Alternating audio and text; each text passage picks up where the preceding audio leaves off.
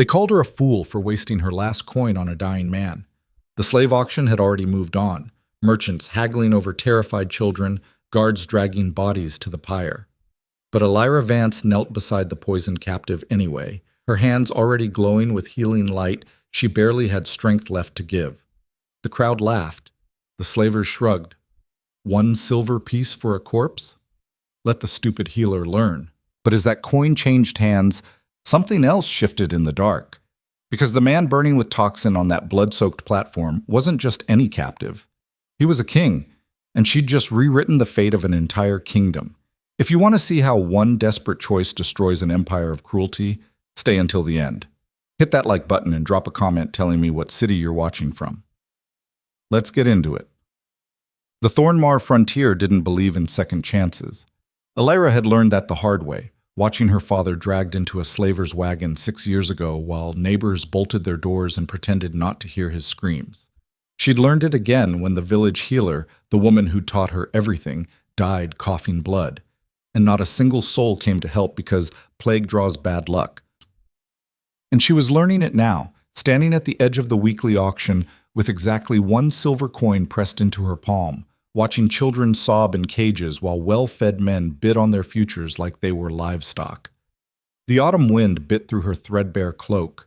Around her the crowd pushed and shoved, traders barking prices, mercenaries eyeing the stronger captives, wealthy landowners selecting house servants with the casual cruelty of people choosing fruit at market. The auction platform stood in the center of Thornmar's main square, a blood-stained stage that had seen more misery than Elira cared to count. She shouldn't have come. She had 1 coin left to her name, barely enough for 3 days of bread, and standing here watching injustice she couldn't afford to fix was just torture. But some stubborn, stupid part of her kept hoping, kept looking for, what? A miracle? A chance to matter? Lot 47! The auctioneer's voice cracked like a whip. Healthy girl, maybe 14. Good teeth, no visible defects. Bid starts at 8 silver. Elira's stomach turned. The girl on the platform had dark hair matted with dirt and eyes that had already gone empty, the look of someone who'd stopped fighting. The bidding went fast. 12 silver, 15. Sold to a mine owner from the eastern hills who'd work her to death within 2 years. The guards dragged her off. The next lot came up. Elira turned to leave. This was pointless. She was pointless. 1 coin couldn't save anyone, and watching just made the helplessness worse. Then she heard it, a sound that wasn't quite human, a rasping, rattling breath that echoed wrong, like something dying and refusing to stay down. The crowd shifted, muttering, and Elira caught a glimpse of what the guards were hauling onto the platform next. A man. Barely. He was massive, even half dead, broad-shouldered and lean in a way that spoke of a warrior's build beneath the grime and blood. But it was the wrongness that made people step back. His skin had a grayish pallor, veins bulging black beneath the surface like poison had replaced his blood. His hands were chained, but they shook with violent tremors. Foam flecked his lips. And his eyes. Elira's breath caught. His eyes were amber, bright, burning amber that flickered between human awareness and something feral, something that made her healer's instincts scream. Transformation sickness, even as her rational mind said this man was already gone. Lot 48, the auctioneer announced, voice flat with disinterest. Unknown origin, found half dead on the northern road. Poison probably won't last the night. Bid starts at, hell, I'll take 2 coppers just to cover disposal. The crowd laughed. A few people spat at the platform. Waste of space, someone muttered. Just burn him now, another voice called out. The man's head lolled to the side, those amber eyes fixing on nothing, everything. His lips moved, shaping soundless words.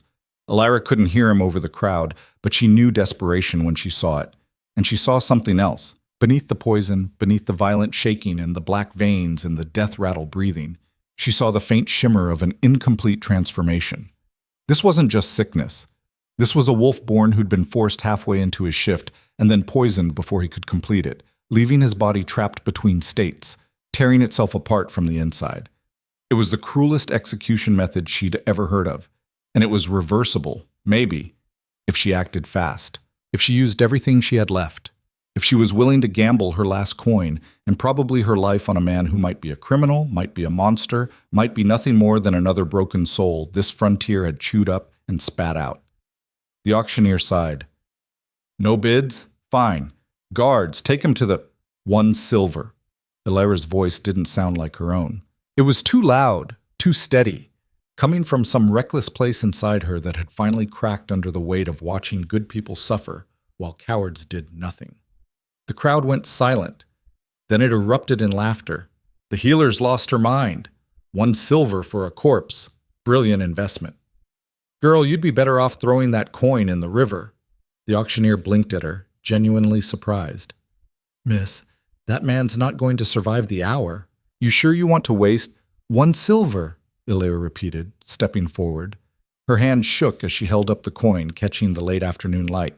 That's my bid. More laughter. Someone threw a rotten apple that splattered near her feet, but the auctioneer shrugged, clearly just wanting to move on.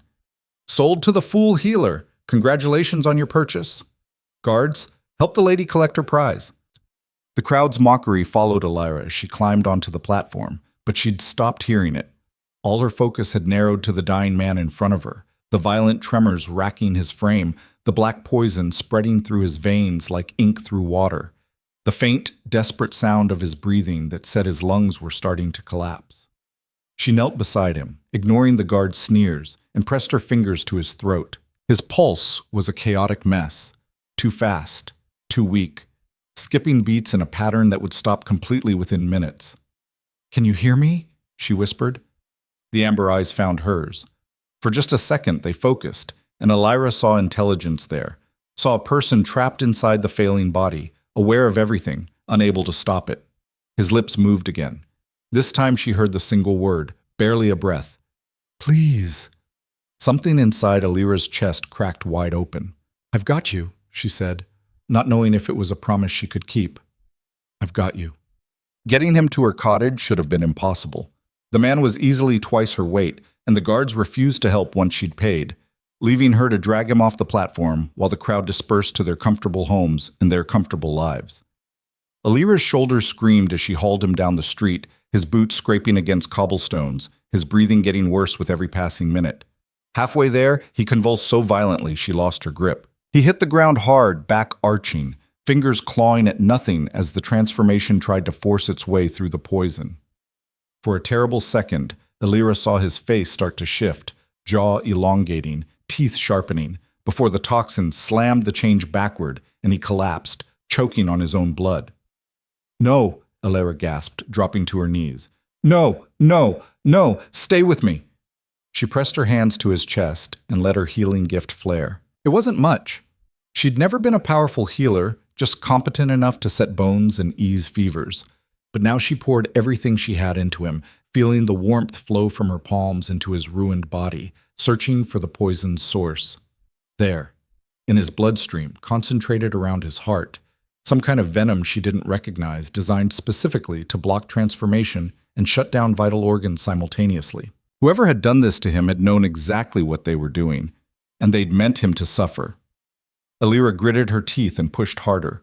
The poison resisted, coiling tighter, but she forced her gift deeper, unraveling the venom's structure strand by strand. It was like trying to untangle a knot while someone set it on fire, and every second she worked, she felt her own strength draining. The man's convulsions eased slightly. His breathing steadied, just a fraction, but enough. Lyanna slumped forward, dizzy and weak. She'd bought him maybe an hour. That was all. Help me, she called to the few people still on the street. Please, someone. They turned away. Every single one of them.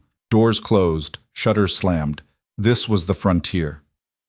You didn't risk yourself for strangers, especially not for dying wolfborn who'd probably done something to deserve their fate. Lyanna wanted to scream at them. Instead, she grabbed the man under his arms and started dragging again. By the time she got him to her cottage, a tiny run-down shack at the edge of town that she'd inherited from the old healer, her arms felt like they'd been set on fire and her lungs burned with every breath. She kicked the door open and hauled him inside, dumping him on the narrow cot that took up most of the single room. He was still breathing, barely. Lyanna didn't let herself rest. She lit the oil lamp with shaking hands, then started pulling supplies from the shelves. what little she had left after 6 months of treating people who couldn't pay.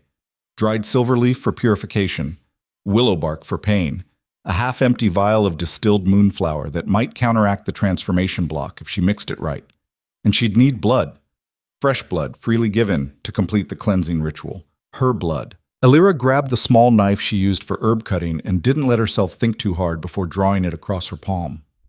The pain was sharp and bright, and she watched her blood well up, dark red against pale skin.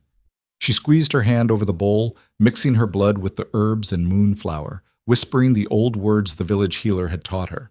They weren't magic, not really, just focus, intention, a way to guide her gift where it needed to go. When the mixture was ready, she brought it to the man's lips. "Drink," she said firmly, tilting his head back. "I know it tastes like hell, but you drink it anyway."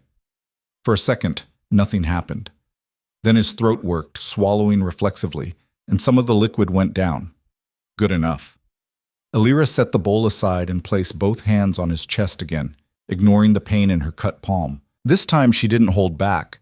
She shoved her gift into him with everything she had, flooding his system with healing energy, hunting down every thread of poison and burning it away. The man's back arched off the cot. His eyes flew open, glowing that impossible amber, and Lyanna felt something enormous wake up inside him, something vast and powerful and barely contained. For a heartbeat, she was sure he'd shift right there, would tear through her cottage in his wolf form and probably kill her by accident. But he didn't. Instead, his body shuddered violently one last time, the black veins receding, the grayish pallor fading. His breathing deepened, steadied. And then, with a sound like a broken sob, he collapsed back onto the cot, unconscious, but alive. Lyanna sagged against the wall, utterly spent. Her vision swam. Her hands wouldn't stop shaking. She'd done it. Against all logic, all odds. She'd actually saved him. For a long moment, she just sat there on the floor, listening to him breathe, trying to process what she'd just done. She'd spent her last coin, used the last of her supplies, bled herself to save a complete stranger who might wake up and kill her, who might be a criminal, who might be exactly what she'd needed to find. Someone worth saving. Someone who proved that not everyone in this brutal world was beyond redemption. Lyanna closed her eyes and let herself believe it, just for a moment. Then she got up, bandaged her hand, and started cleaning up the mess. He didn't wake for 2 days. Lyanna spent that time in a strange limbo, sitting beside the cot, monitoring his vital signs, trying not to think about the fact that she had no food left and no way to earn coin now that she'd used all her medical supplies. She'd made her choice. She'd live with the consequences. The man, whoever he was, healed faster than anyone she'd ever treated. By the second morning, the last traces of poison had vanished from his system. His color had returned to normal, healthy tan instead of deathly gray. The violent tremors had stopped completely. But he still didn't wake. Lyanna started to worry she'd been too late after all, that the poison had done permanent damage to his mind, left him trapped in some kind of coma. She'd seen it happen before, with head injuries. The body recovered, but the person inside never came back. She was checking his pulse for the 100th time when his hand moved. Lyanna froze. Slowly, deliberately, his fingers curled into a fist, then relaxed. His breathing changed, shifting from the deep rhythm of unconsciousness to something lighter, more aware. And then his eyes opened. Amber, bright and sharp and fully alert, fixing on her with an intensity that made Lyanna's breath catch. For a long moment, neither of them moved. Then he spoke, voice rough from disuse but unmistakably strong. "Who are you?" Not "where am I?" or "what happened?" Just that. Direct, focused. The question of someone who'd woken in enemy territory before. Lyanna swallowed. "My name is Lyanna Vance. You're in my cottage, on the Thornmar frontier. You were poisoned and left to die at the slave auction 2 days ago. I bought you for 1 silver coin. And then I healed you." He stared at her, processing. Then, why? Such a simple question, such an impossible answer. "Because no one else would," Lyanna said quietly. "And because I could see what they'd done to you, the transformation block, the poison designed to make you suffer. That kind of execution, whoever you are, whatever you didn't deserve that." Something shifted in his expression. Not quite trust, but maybe the beginning of it. "What's your name?" Elira asked. He hesitated. When he spoke, his voice was careful, controlled. "Rowan. Rowan Kale." The name meant nothing to her, but the way he said it, like he was testing how it sounded, deciding whether to tell her more, that told Elira plenty. This man had secrets, big ones. "Well, Rowan Kale," she said, trying to sound braver than she felt, "you're safe here, at least for now. The town thinks you're going to die any minute, so they won't bother checking.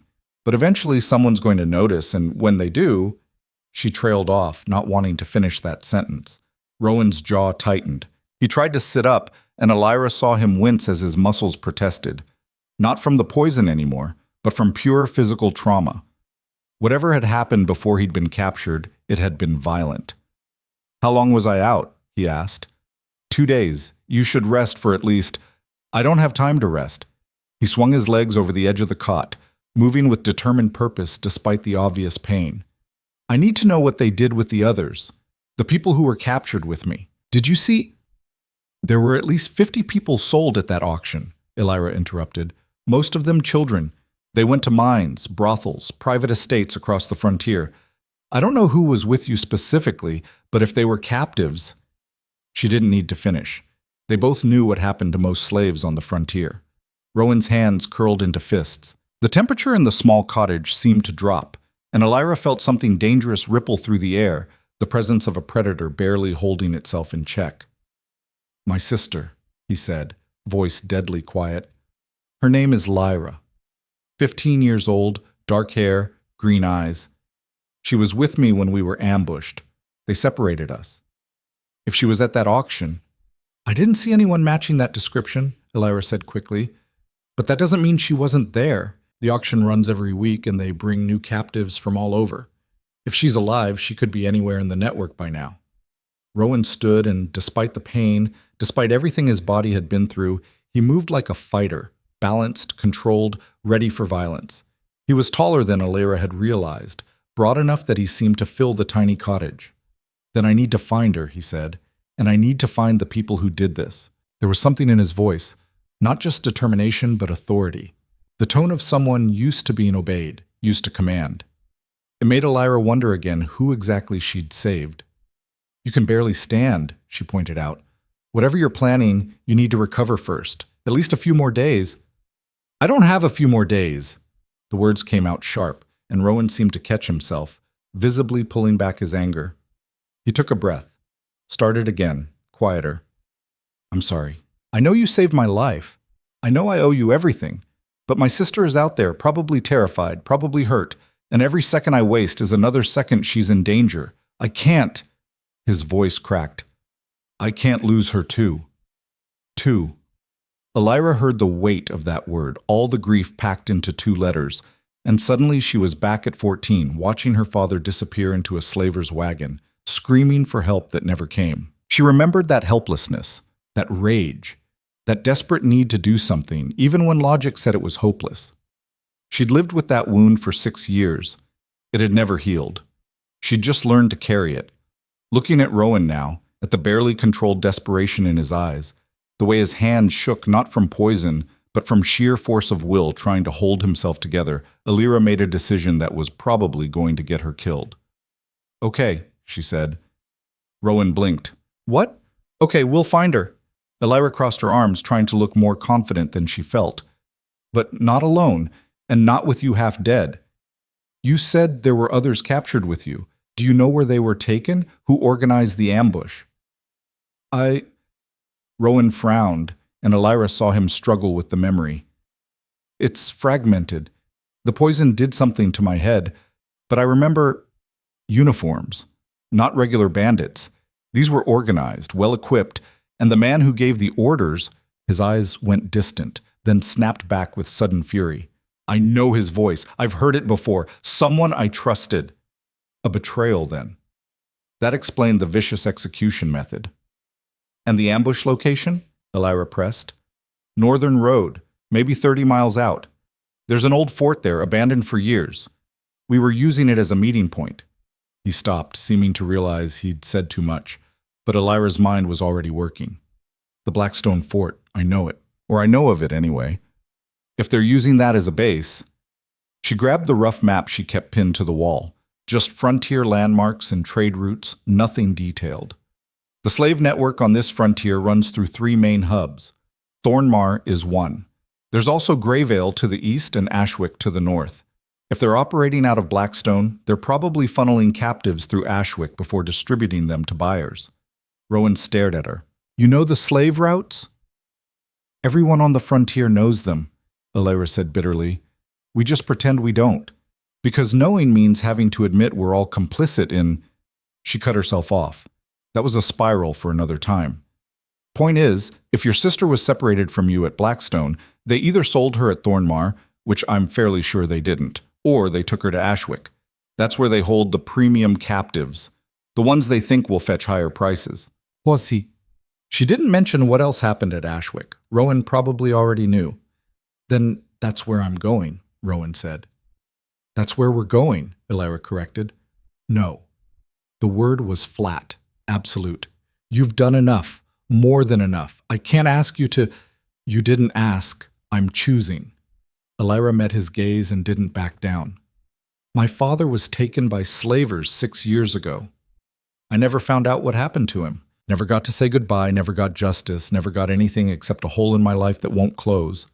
So yes, I'm coming with you. Maybe I can't save my father, but I can help you save your sister, and maybe… She swallowed hard. Maybe I can stop this from happening to someone else. Rowan studied her face for a long moment. Then slowly, he nodded. You're either very brave or very stupid, he said. Probably both, Lyanna admitted. For the first time since waking, Rowan's expression softened. Not quite a smile, but close. Thank you, Lyanna Vance, for everything. Thank me when we get your sister back alive, Lyanna said. For now, sit down and let me check your recovery. We're not leaving until you can walk 10 miles without collapsing.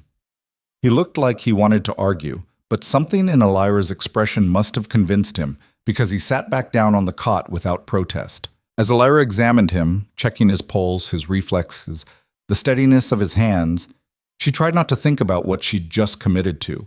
She'd spent her last coin on this man, used her last supplies. And now she was about to walk into the heart of a slave trafficking network with no weapons, no backup, and no real plan except don't die. Her neighbors had been right.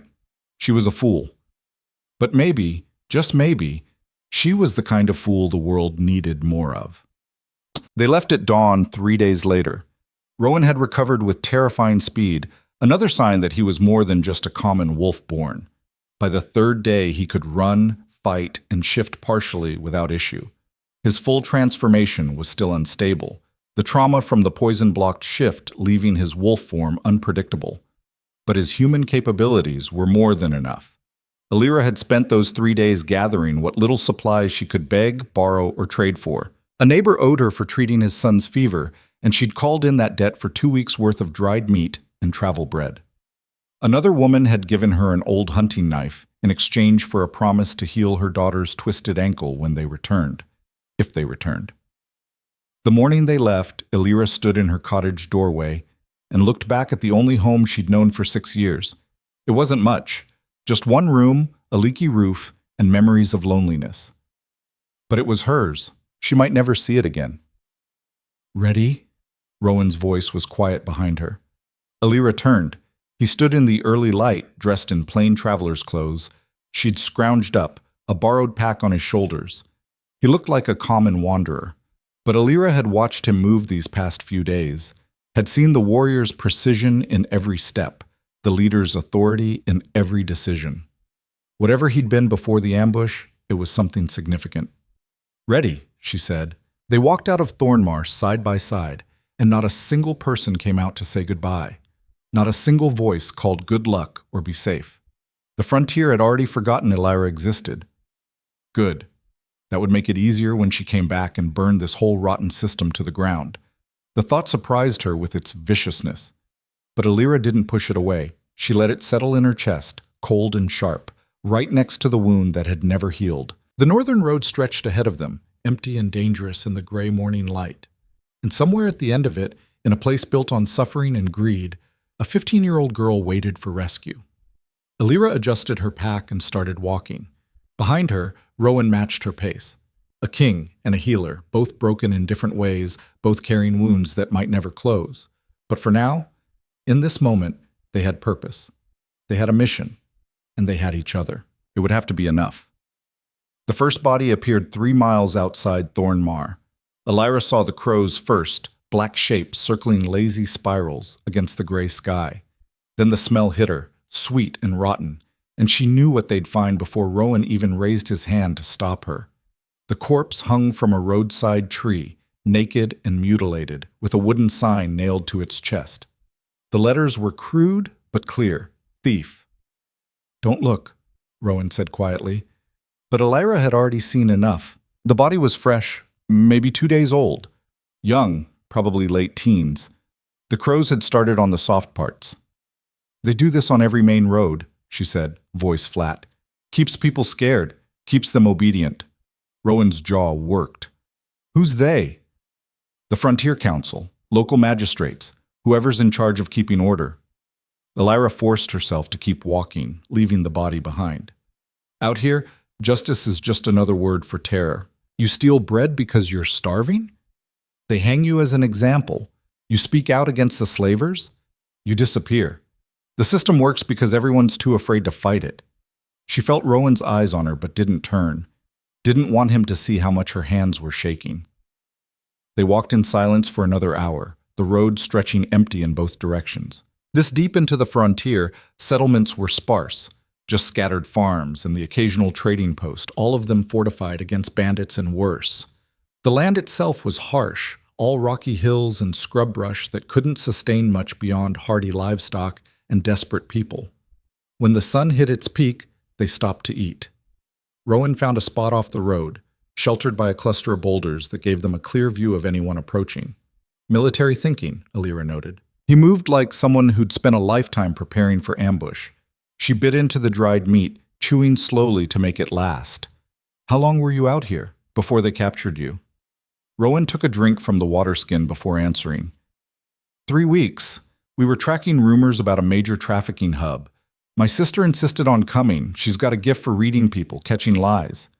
Thought she could help identify the key players. He paused. "I should have said no." "She wouldn't have listened," Elira said. "You don't know that. I know 15-year-olds, and I know what it's like to watch people suffer and do nothing. She came because she wanted to make a difference. You can't protect someone from that." Elira met his gaze. "You can only stand beside them when they fight." Something shifted in Rowan's expression. Recognition, maybe. Or grief. "She's like you," he said finally. "Stubborn, reckless, too brave for her own good." "Then she'll survive," Elira said with more confidence than she felt. People like that are harder to break. She hoped it was true. They finished eating and kept moving. The road grew rougher as they traveled north, less maintained, more dangerous. Twice they saw other travelers in the distance and hid until they passed. Rowan's instinct, and Elira didn't argue. Trust no one was good frontier logic.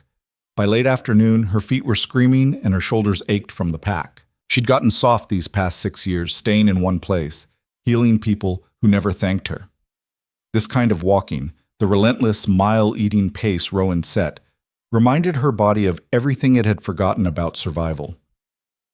"We need to rest," she said finally, hating how weak it sounded. Rowan glanced at her, seemed to notice her limp for the first time. "I'm pushing too hard." "I'm fine." "You're limping." "I said I'm fine." Elira gritted her teeth and kept walking, ignoring the hot spots forming on her heels. She'd dealt with worse. She could handle this.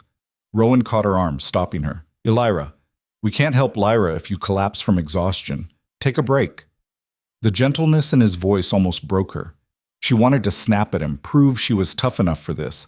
But her legs were shaking and her vision had started to blur at the edges. 10 minutes, she muttered, sitting down hard on a fallen log. Rowan crouched beside her, pulling out the medical kit she'd packed. "Let me see your feet. I'm the healer, remember? And I'm the one who's been traveling rough for 3 weeks. I know blisters when I see them." He waited, patient and immovable. Elira sighed and unlaced her boots. The skin on both heels was raw and weeping. Not terrible yet, but it would be if she kept walking. Rowan examined them with surprising gentleness. You have any of that silverleaf salve left? A little, in the small pouch. He found it, applied it carefully to the worst spots, then bandaged them with strips torn from his own shirt. The whole process was efficient, practiced, like he'd done it 100 times before. Where'd you learn field medicine? Lyanna asked. Long story. He finished the second foot and sat back. Better? Actually, yes. The salve's cooling effect was already working, taking the edge off the pain. Thanks.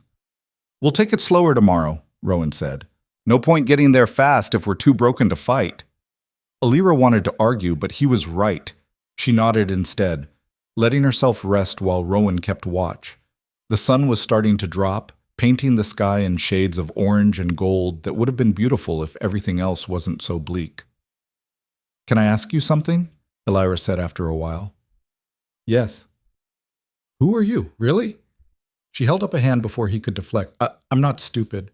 You move like a soldier, think like a commander, and you've got resources most frontier wanderers don't have. You were tracking a trafficking network with your sister. Why? What's your stake in this beyond just family? Rowan was quiet for a long time. Then, my stake is that I let this happen. What? The trafficking, the corruption, all of it. His voice went hard, self-directed.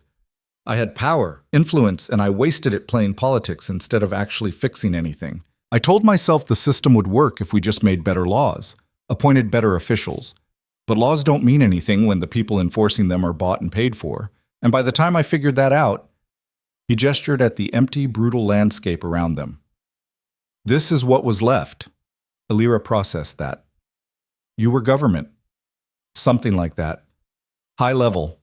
Rowan's silence was answer enough. And now you're here, Lyanna said slowly, hunting the same people you probably shook hands with at fancy parties.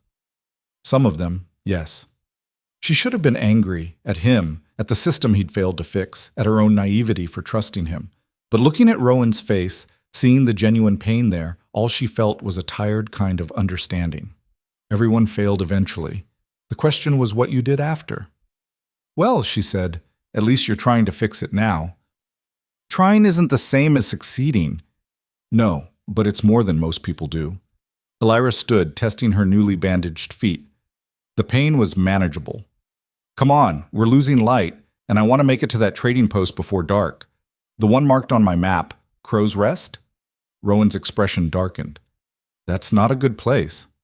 None of them are, but it's got walls and a roof, which beats sleeping exposed. She shouldered her pack. Unless you know somewhere better? He didn't. They started walking again. Crow's Rest looked like every other frontier trading post.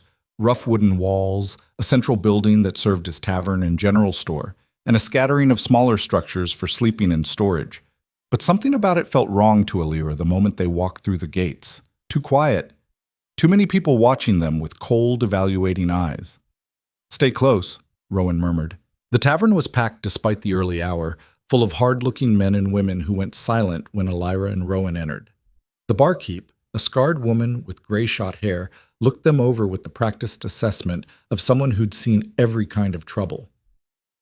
Rooms are full, she said before they could ask. And we don't give charity. Lyanna dug into her nearly empty coin purse, pulling out 2 coppers. We can pay. The barkeep's eyes flicked to the coins, then back to Lyanna's face. Something calculating crossed her expression. Those will get you floor space in the common room, food's extra. Rowan stepped forward. We need a private room, 2 beds, and information. Information costs more than 2 coppers, stranger. I'm not paying in copper. Rowan's voice dropped, taking on that tone of absolute authority Lyanna had heard before. I'm paying in the fact that I won't tear this place apart when I find out you're running slaves through the back room. The entire tavern went still. The barkeep's hand drifted towards something under the counter, but before she could reach it, Rowan moved. Faster than Lyanna's eyes could track, he was across the bar, his hand clamped around the woman's wrist. Don't, he said quietly. For a heartbeat, no one breathed. Then a voice from the back corner. "Let her go, Wolfborn. You're outnumbered 20-1. Illyra turned. The speaker was a massive man with military bearing and a fresh scar across his throat. Around him, other patrons were standing, hands on weapons, forming a loose circle. This was about to go very bad very fast. "Rowan?" Illyra said carefully.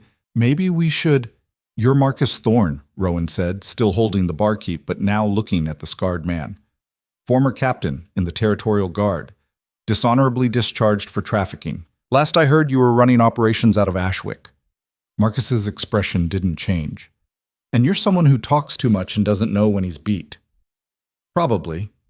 Rowan released the barkeep and turned to face the room. "But I'm also someone who knows exactly how this network operates. I know the routes, the buyers, the officials you've paid off.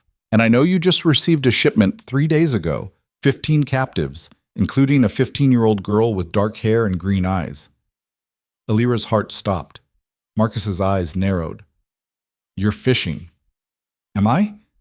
Rowan took a step forward, and despite being outnumbered, despite having no weapon, he somehow made it look like a threat. "Her name is Lyra Kyle. She was taken from Blackstone Fort along with me. We were separated. And if you've hurt her, Kale." Marcus said the name like he was testing it. Then his eyes went wide. "Shit! Yeah." Rowan's voice went cold as winter. "I'm him. So let's try this again. Where is my sister?" The room erupted. Half the people lunged for Rowan. The other half ran for the exits. Marcus shouted orders that no one followed, and Illyra, frozen in shock for a crucial second, suddenly understood what she'd walked into.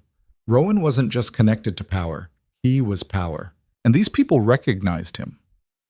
But recognition didn't mean surrender. 3 men reached Rowan first. He took them apart with brutal efficiency. A broken nose, dislocated shoulder, crushed knee. No wasted movement, no hesitation. This wasn't a bar fight.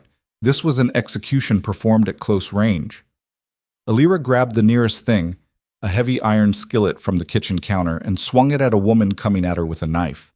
The impact jarred her arms, and the woman went down hard. "Illyra, door!" Rowan's shout cut through the chaos. She ran. Behind her, she heard more impacts, more screams. The common room had devolved into complete mayhem, people fighting each other in the confusion, furniture breaking, blood on the floor. Illyra burst through the back door into an alley and stopped dead. Cages. 6 of them, iron-barred and cramped, holding maybe a dozen people total. Most were children. And in the farthest cage, pressed against the bars with desperate hope in her green eyes, was a girl who could only be Lyra. "You," the girl's voice cracked. "You're real. Please tell me you're real and not another—" "I'm real." Illyra was already at the cage examining the lock.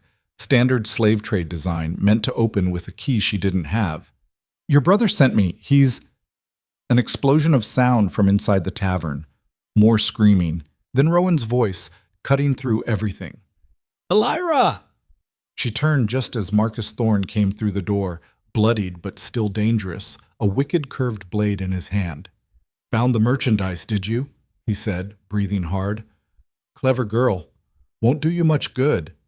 Illyra raised the skillet. It was a pathetic weapon against a trained killer, but it was all she had. Marcus laughed. "What are you going to do, healer? Cook me to death?" "If I have to." He moved fast. 1 second he was 5 feet away, the next his blade was swinging at her throat. Illyra ducked, the steel passing close enough that she felt the wind. She swung the skillet wildly, caught him in the ribs. It didn't do much except make him angry.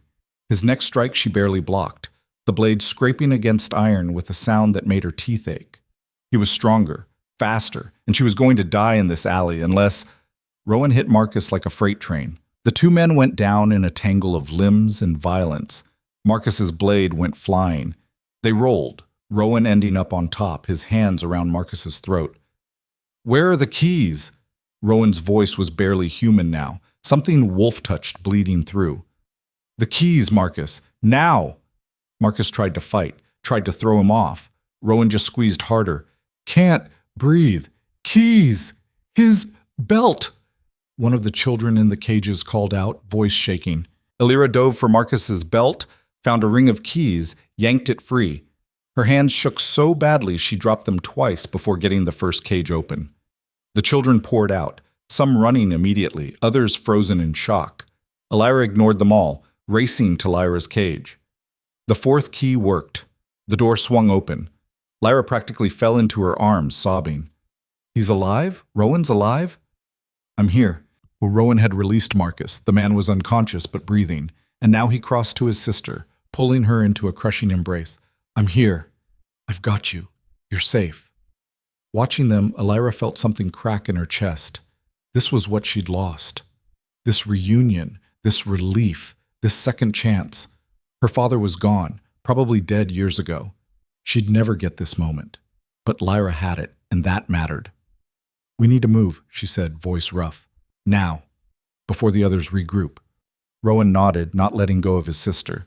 "Can you walk?" "I can run." Lyra's voice was steadier now, fury burning through the fear. "And then I want to burn this whole place to the ground." "Later," Rowan promised. "First we get you out, then we end this." They ran. Behind them, Crow's Rest descended further into chaos, guards fighting each other, prisoners escaping in every direction, fire starting to spread from an overturned lamp. Lyanna didn't look back. She just ran, following Rowan into the darkness beyond the walls, Lyra between them. They made it half a mile before Lyra collapsed. "I'm sorry," she gasped. "I just can't." "It's okay." Rowan caught her before she hit the ground. "You did amazing. Rest now." He scooped her up like she weighed nothing, and they kept moving, slower now but still putting distance between themselves and the chaos.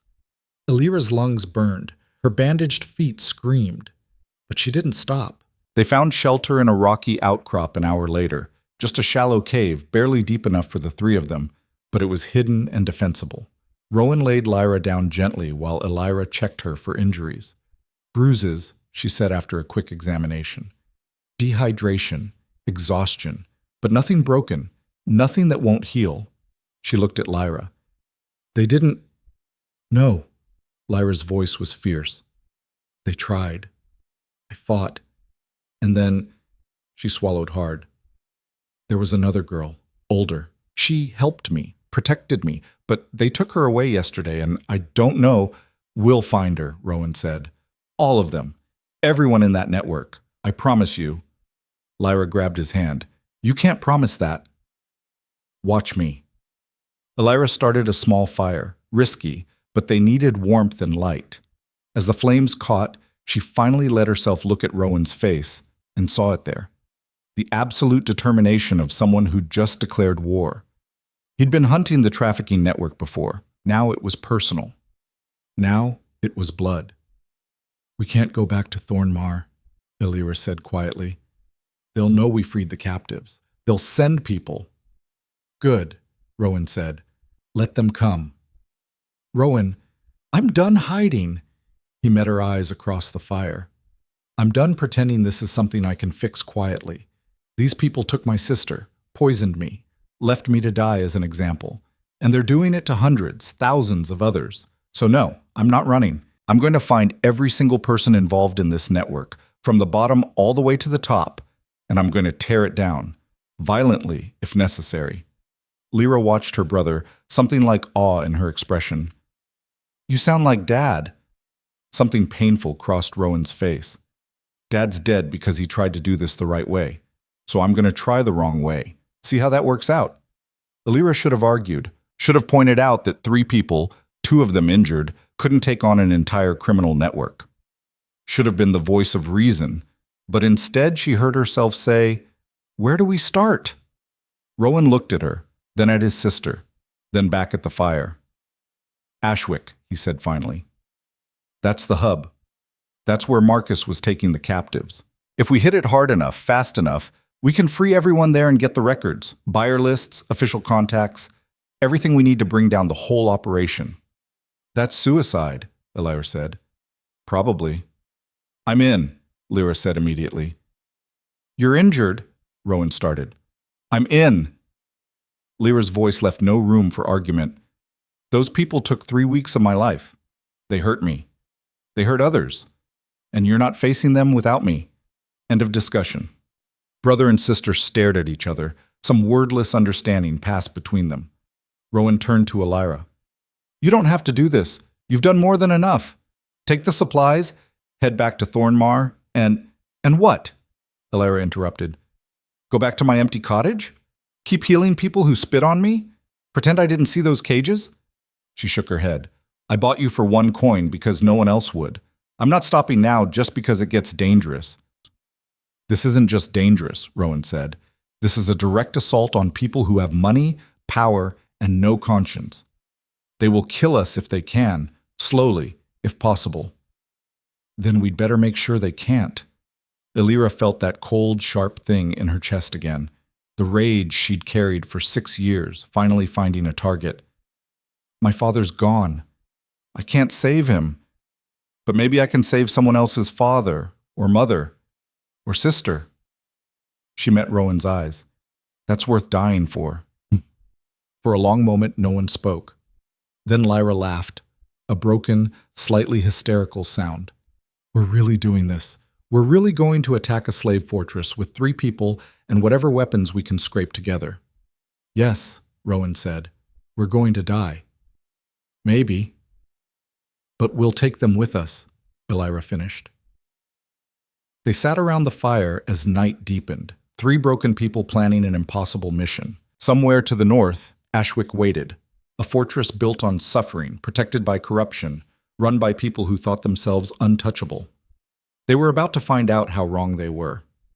Elira looked at her companions, a fallen king and his fierce sister, both of them carrying wounds that matched her own, and felt something shift inside her. She'd spent 6 years alone, grieving, helpless. But not anymore. Now she had purpose, she had allies, she had a fight worth fighting. And if they died trying to win it, well, at least they'd die doing something that mattered. The fire crackled, the night pressed in. And in the darkness beyond their small circle of light, the frontier waited, brutal, unforgiving, and about to learn that sometimes the people you break come back sharper than before. The fire crackled, the night pressed in. And in the darkness beyond their small circle of light, the frontier waited, brutal, unforgiving, and about to learn that sometimes the people you break come back sharper than before. Elira woke to the sound of voices, not close, maybe a quarter-mile away, carried on the wind, but distinct enough to make her freeze, one hand already reaching for the knife at her belt. Across the dying embers, Rowan was already awake, one finger to his lips, the other hand on Lyra's shoulder to keep her still. They listened. Tracks went this way. Waste of time, they're long gone. Thorn wants them found, so we find them. 5 voices, maybe 6, armed, organized, and close enough that running would just give away their position. Elira's heart hammered against her ribs as Rowan gestured for them to move deeper into the cave, away from the entrance. The space was barely tall enough to crouch in, and it smelled like animal den, but it was cover. The voices grew closer. Lyra's breathing had gone sharp and panicked. Elira pressed a hand over the girl's mouth, not to silence her, but to ground her, a healer's trick for stopping panic attacks. Breathe with me. In, out. You're safe. I've got you. Lyra's eyes met hers in the darkness, terrified but trusting. The voices stopped right outside their hiding place. Check that outcrop. Footsteps. The scrape of boots on stone. Elira's grip tightened on her knife, a pathetic weapon against trained hunters. But it was all she had. Beside her, Rowan had gone absolutely still, the kind of predator stillness that preceded violence. A shadow fell across the cave entrance. Nothing here, the man called back. Just rocks and old animal bones. You sure? I'm looking right at it. There's no one here. A pause that felt like eternity. Then, fine. Keep moving north. They can't have gotten far. The footsteps retreated. The voices faded. But none of them moved for a solid 10 minutes, hardly daring to breathe, until Rowan finally whispered, They're gone. Elira released Lyra, who immediately curled into herself, shaking. I'm sorry, the girl breathed. I couldn't. You did fine, Rowan said firmly. Better than fine. You stayed quiet when it mattered. That's all that counts. But his face in the pre-dawn light looked carved from stone, and Elira knew what he was thinking. They'd been found too fast. Marcus's people were organized, determined, and they wouldn't stop searching. Running wasn't an option anymore. which meant the only direction left was forward. "We move now," Rowan said, "before they circle back." They packed in silence, burying the fire's remains and erasing any trace of their presence. The sky was just starting to lighten, that gray hour before dawn when the world feels suspended between night and day. Dangerous time for travel, but staying put was worse. They walked fast and quiet, Rowan leading them cross-country instead of following roads. The terrain was brutal, rocky hills that tore at their feet, dense scrub that caught at their clothes. But it was harder to track, and right now that mattered more than speed. An hour in, Lyra stumbled and nearly went down. Rowan caught her, and Lyra saw the exhaustion on the girl's face. She was running on willpower and nothing else. 5-minute break, Lyra said. "We don't have time," Rowan started. "We don't have time for her to collapse either." Lyra helped Lyra sit on a flat rock. 5 minutes, water, food, then we keep going. Rowan wanted to argue. She could see it in the tense set of his shoulders, but he nodded. They shared what little food they had left. Dried meat that tasted like leather, stale bread, water that was starting to taste like the water skin. Frontier luxury. "How far to Ashwick?" Lyra asked between bites. 2 days if we push hard, Rowan said. 3 if we're careful. "And when we get there?"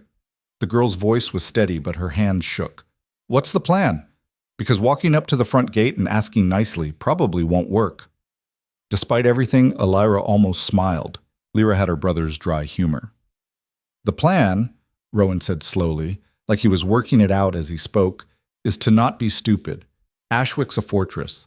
High walls, armed guards, probably 30 or 40 people inside at any given time. A direct assault would be suicide." "So what then?" Lyra asked. Rowan met her eyes. "So we don't assault it.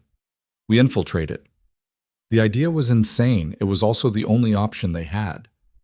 "I can get us in," Lyra said suddenly. Both of them turned to stare at her.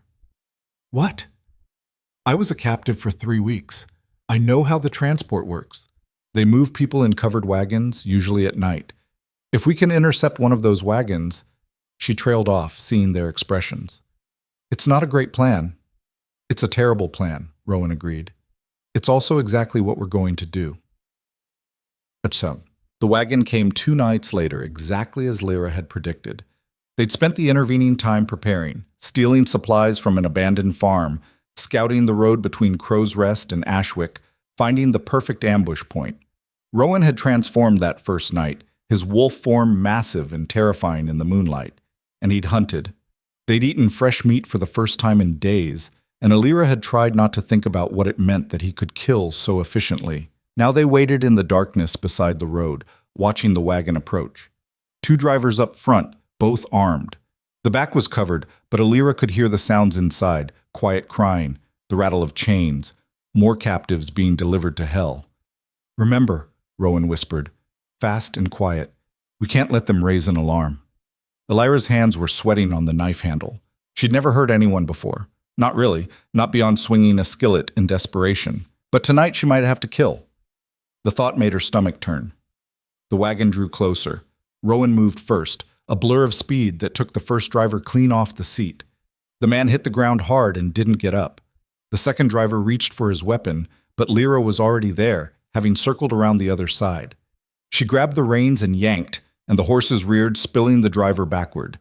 Lyra ran for the back of the wagon, yanking the cover aside. 6 faces stared back at her. Children, all of them, chained to the wagon bed. Terror in every set of eyes. "It's okay," she said quickly. "We're here to help. We're going to..." A hand grabbed her from behind, yanking her backward. The second driver, not as unconscious as they'd thought, his arm locked around her throat, cutting off air. "Drop the knife or I break her neck," he snarled. Lyra's vision started to gray. She couldn't breathe, couldn't think, could only claw uselessly at the arm crushing her windpipe. Then Rowan was there. What happened next was fast and brutal. The driver's grip released. Lyra fell, gasping, and when her vision cleared, the man was on the ground with Rowan's hand around his throat. "Please," the driver choked out. "I'm just doing my job." "Your job is slavery," Rowan said, voice cold. "You chose this." "Rowan," Lyra managed, her voice ragged. "Don't..." But she wasn't sure what she was asking for. Mercy? Justice? The driver had been seconds from killing her, would have delivered these children to torture and worse without a second thought. Rowan's eyes met hers. Something terrible and human warred in his expression. Then he knocked the driver unconscious and stood. Tie them up, both of them. We'll leave them here for their own people to find. It wasn't mercy exactly, but it wasn't murder either. Lyanna wasn't sure if she was relieved or disappointed. They worked fast, freeing the children and sending them running into the night with what food and water they could spare. Most ran without looking back. A few lingered long enough to whisper thanks. One small boy just stared at Lyanna like he couldn't quite believe she was real. Go, she told him gently. Find somewhere safe. Hide. Survive. He ran.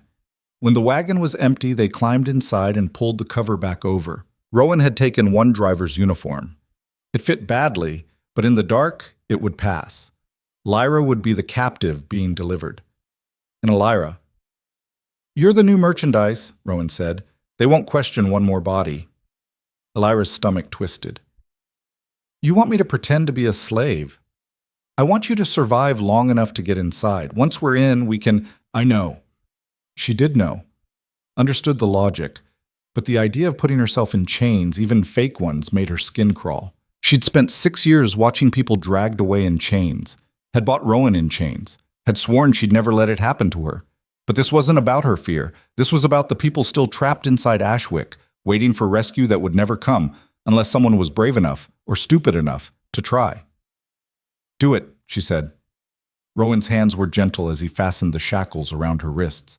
The metal was cold, the weight wrong. Lyanna fought down panic and focused on breathing. We'll get you out, Lyanna promised. The second we're inside, I swear it. I know. Lyanna managed something like a smile. Just don't take too long. I'm not good at playing helpless. They took their positions. Rowan up front, driving the wagon.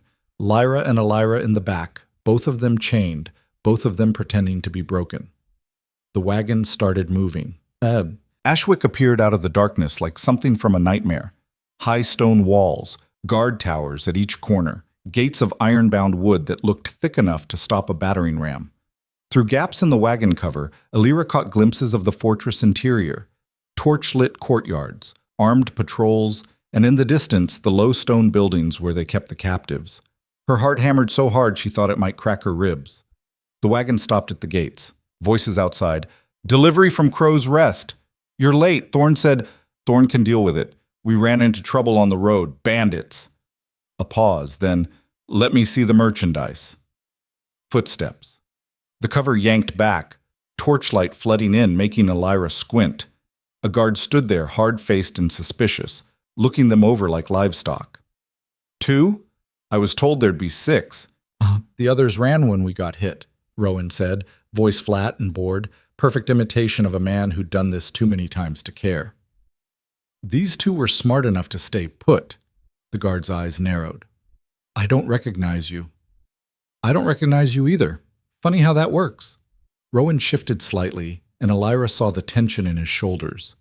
He was ready to fight if this went bad. You gonna let us in, or should I tell Thorne you turned away paying merchandise? The mention of Thorne's name did it. The guard stepped back, waving them through. Take them to processing, building 3. The gates creaked open. They were in. The wagon rolled forward into the fortress, and Lyanna fought to keep her breathing steady. They'd made it past the first obstacle. Now came the hard part, finding the other captives, getting them out, and somehow not dying in the process. Simple. The wagon stopped again. Rowan came around back, unlocking their chains with hands that moved too fast. Nervous energy or preparation for violence, Lyanna couldn't tell. Building 3, he muttered. That's where they process new arrivals. If the records are anywhere, they'll be there. And the captives? Lyanna asked. My guess? Buildings 1 and 2. Rowan helped them down, and Lyanna tried not to stumble. Her legs felt like water. We split up. Lyanna, you go for the captives. Start getting them ready to move. Lyanna, you're with me. We get the records, find out who's running this operation. No. Lyanna's voice was steadier than she felt. We all go for the captives first. The records don't matter if we're dead.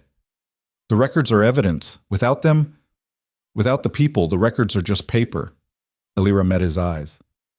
We save lives first, justice second. That's the deal. For a second, she thought he'd argue. Then Lyra touched his arm. She's right, the girl said quietly. We get the people out. Then we burn this place to the ground, records included. Rowan's jaw worked, but he nodded. Fine. Together then. They moved through the fortress like ghosts, keeping to shadows, avoiding patrols. The layout was brutal in its efficiency. The captive buildings were at the center, surrounded by guard barracks and administrative structures. Escape routes were limited. This place had been designed to be a prison. Building 1 had a guard at the door. Just one, but he was alert, scanning the courtyard with the focus of someone who took his job seriously. I can take him, Rowan whispered.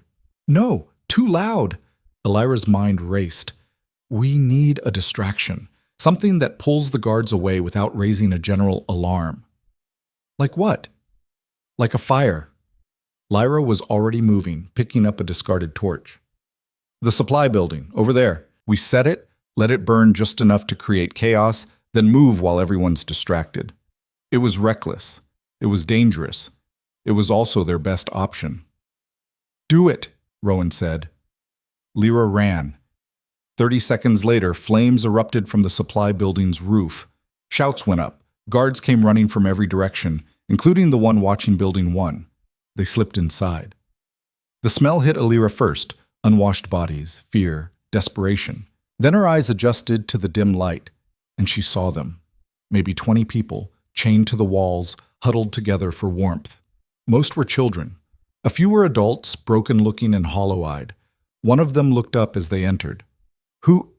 We're getting you out, Alira said, already moving to the first set of chains. All of you, right now. You're insane, a woman whispered. They'll kill you. They'll kill all of us. They'll try. Rowan was working on another set of locks, his hands moving with practiced speed.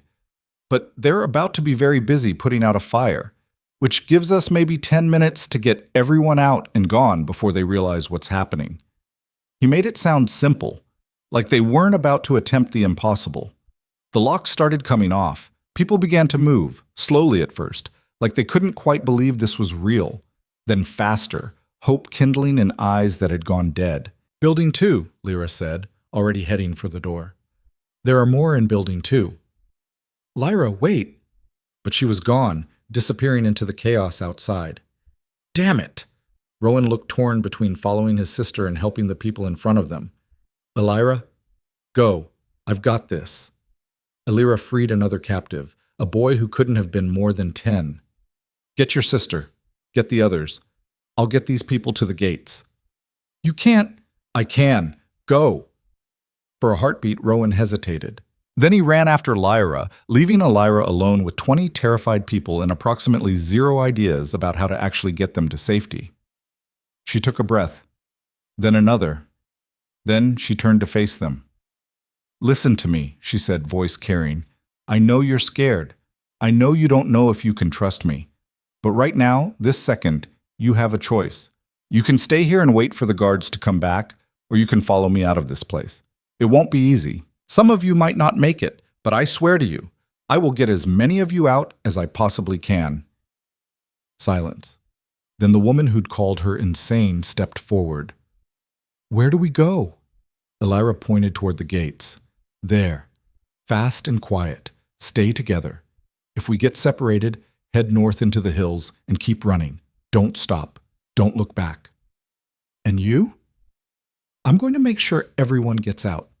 Alira grabbed a discarded guard's cloak, wrapping it around herself. Move! Now! They moved. Getting 20 people across an open courtyard without being seen should have been impossible. But the fire had spread. Building 2 was burning now too, flames licking at the sky, smoke everywhere. Guards ran in every direction, shouting orders, trying to organize a bucket brigade. No one noticed the small group of people slipping toward the gates. Almost no one. Hey, you! Alira turned. A guard was running toward them, sword drawn, face twisted with fury. She had maybe 3 seconds to make a decision. Run. Leave these people, save herself, live to fight another day. Or stand, face an armed guard with nothing but a stolen cloak and a healer's knife, probably die, but give the others time to escape. It wasn't really a choice at all. Alira stepped forward, putting herself between the guard and the fleeing captives. "Keep going," she shouted at them. "Don't stop." The guard reached her. His sword came up. Alira threw the cloak at his face, then dove to the side as he slashed blindly. The blade missed her by inches. She rolled, came up, lunged with her knife. He batted it asmee like it was nothing, then backhanded her across the face. Pain exploded in her skull and she hit the ground hard, tasting blood. "Stupid bitch," the guard snarled, raising his sword for a killing blow. You really thought? A massive shape hit him from the side. Wolf-born. Rowan in his transformed state, bigger than any natural wolf, teeth like knives, eyes burning amber. He'd torn out the guard's throat before the man even hit the ground. Blood everywhere. The smell of it, copper and death. Rowan shifted back to human, breathing hard. "I told you to wait for me." "Didn't have time," Lyanna managed, struggling to her feet. Her face throbbed where she'd been hit, and her vision swam. "The others?" "Safe. Lyanna got them out. We have maybe 2 minutes before this whole place comes down on us." He grabbed her hand. "Can you run?" "Watch me." They ran. Behind them, Ashwick burned. The gate stood open, Lyra's work probably, or maybe just chaos. They poured through into the night beyond, joining the flood of freed captives scattering in every direction. Alira's lungs burned, her legs screamed. But she didn't stop, didn't slow, not until they were a mile out and the fortress was just a bright spot on the horizon. Then she collapsed. Rowan caught her before she hit the ground. "Easy, you're okay, Check the others," Lyanna gasped. "Make sure everyone—" "Lyanna, you're bleeding." She looked down. He was right. Blood soaked her side. She'd been cut during the fight and hadn't even noticed. Not deep, but bad enough. "I'm fine," she lied. "You're not." Rowan was already tearing strips from his shirt, pressing them against the wound. "Hold this. Press hard." Around them, freed captives were gathering, maybe 40 in total, all of them alive, all of them free. Lyra moved among them, checking injuries, offering what little comfort she could. They'd done it. Against all odds, all logic, they'd actually done it. Alira started laughing. Couldn't help it. The whole thing was insane. 3 people assaulting a fortress, freeing 40 captives, escaping while the place burned behind them. It shouldn't have worked. But it had. "Is she okay?" Lyra appeared beside them, worry etched on her young face. "She's lost her mind," Rowan said, but there was relief in his voice. "Also, she's bleeding. Help me bandage this properly." While they worked, Alira watched the freed captives. Most sat in shocked silence, like they couldn't quite process being free. A few were crying, others just stared at the burning fortress with expressions that ranged from joy to rage to something too broken for words. One of them, the woman who'd called Alira insane, approached slowly. "You came back for us," she said. "Why?" Alira blinked. "Because you're people. Because it was the right thing to do." "No one does the right thing on the frontier, not for free." "Then maybe it's time someone started." Alira tried to sit up, winced as her side protested. "What's your name?" "Sarah. Sarah Blake." The woman hesitated. "I was a teacher in Greyvale before they took me." "You'll be a teacher again," Alira said. "Find somewhere safe. Build a life, and when you do, teach your students that people matter, that standing up against wrong is worth the cost." Sarah's eyes filled with tears. "I will, I swear it." She left to rejoin the others, and Alira let herself sag against Rowan's shoulder. "That was quite a speech," he said quietly. "I meant it." "I know." His arm wrapped around her shoulders, steadying her. "You're incredible, you know that? Reckless and terrifying and absolutely incredible." Coming from anyone else, it might have been flattery. From Rowan, who'd seen her at her worst, who'd watched her face down armed guards with nothing but determination, it felt like truth. Alira closed her eyes and let herself rest, just for a moment. Then Lyra's voice cut through the quiet. "We've got company." Alira's eyes snapped open. In the distance, maybe half a mile out, she saw them. Torches. Dozens of them. Moving fast. Pursuit. "They organized faster than I expected," Rowan muttered. "We need to move. Now. But looking at the freed captives, Elira knew they couldn't run. Most were injured, exhausted, barely able to stand. If they tried to flee, the guards would run them down within minutes, which left one option. "You get them to safety," Elira said. Rowan stared at her. "What?" "You and Lyra. Take these people north into the hills. Find somewhere to hide until morning. I'll lead the pursuit away." "That's suicide. It's a chance." Elira struggled to her feet, ignoring the pain in her side. "One person can move faster than 40. I draw them off, you get everyone to safety. When the sun comes up, we regroup." "Elira, no. It's not your choice." She met his eyes. "You taught me that. Back in Thornmar. You said everyone gets to choose their own fight. This is mine." Rowan looked like he wanted to argue, to order her to stay, to physically stop her from doing this insane thing. But he just pulled her into a fierce embrace instead. "Don't die," he said roughly. "That's an order."